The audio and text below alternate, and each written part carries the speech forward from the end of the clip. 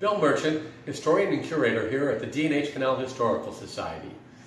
Our museum here at 23 Mohunk Road in High Falls will be closed in 2 years, so we've created the virtual museum, short 3 to 7 minute segments that will tour you through this museum while we still can. I hope you enjoy.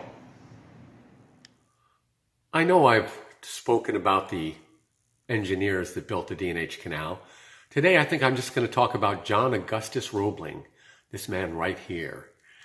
I'm told that he was only 40-something in this picture. He looks a lot older, doesn't he? But John Augustus Roebling was a German immigrant that moved to northwestern Pennsylvania to farm with some of his co-country folk. But he was going to sheep farm, but that didn't work out for him. So he started making wire rope. 2 different kinds of wire rope as it wound up, a braided type, and eventually he had a different kind that was used on suspension aqueducts and bridges.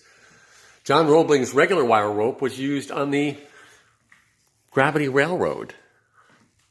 The gravity had actually been called the gravity because all the cars were connected. It was supposed to be by a chain, but the chains kept breaking, so they went over to hemp rope.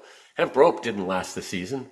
The D&H Canal didn't operate on Sundays, and I've read that they would take out 17 miles of hemp rope Saturday night and put it back Monday morning just to make it last longer. The first year they used hemp rope, they had a $4,000 charge in their annual report just for that hemp rope. Well, that wouldn't do, would it? So they happened to hear about John Roebling. I think the very first people to use Roebling rope were gravity railroads. The D&H wasn't the only one. There were 2 gravity railroads that connected to the D&H. In 1844 or thereabouts, the D&H purchases wire rope from John Roebling, and they don't have problems anymore after that. A genius of a man. He had learned about wire rope, the concept, when he was studying in Germany.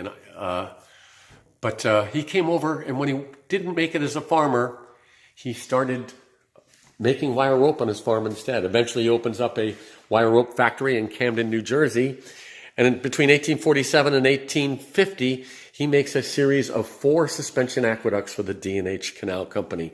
This wonderful model here is of the aqueduct that was here in High Falls, replacing the wonderful 2-arch, $5,000 in 1826 stone aqueduct. Here's a great picture. You can see there's the Roebling Aqueduct in front of it, and there's the stone 2-arch aqueduct behind it right there.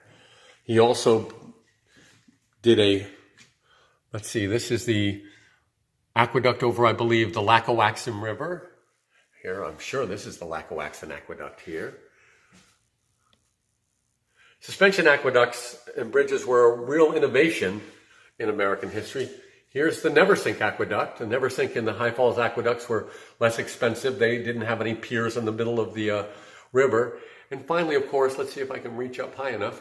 There is the only extant Roebling Aqueduct, the one over the Delaware at Lackawaxen, PA, now a highway bridge. You can drive it. It's a lot of fun. But it was the only one whose route still could use a bridge. The other 3 were abandoned. The one here in High Falls burned in, I believe, 1914, 1916, thereabouts. What a shame. But we're at least fortunate. We have the abutments, and we're fortunate enough to have this wonderful model on loan to us from the Canal Society of New York of John Roebling's suspension aqueduct over the Roundout Creek in High Falls, New York.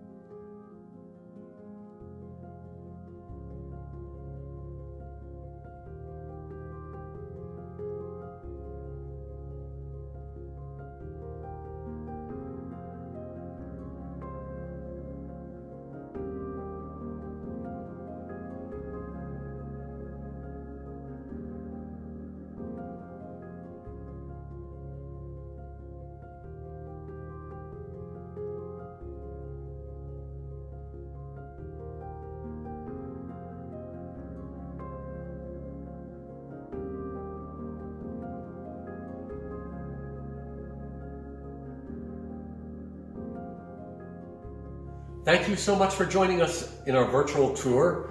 New episodes will be put up every week. Hope you enjoy.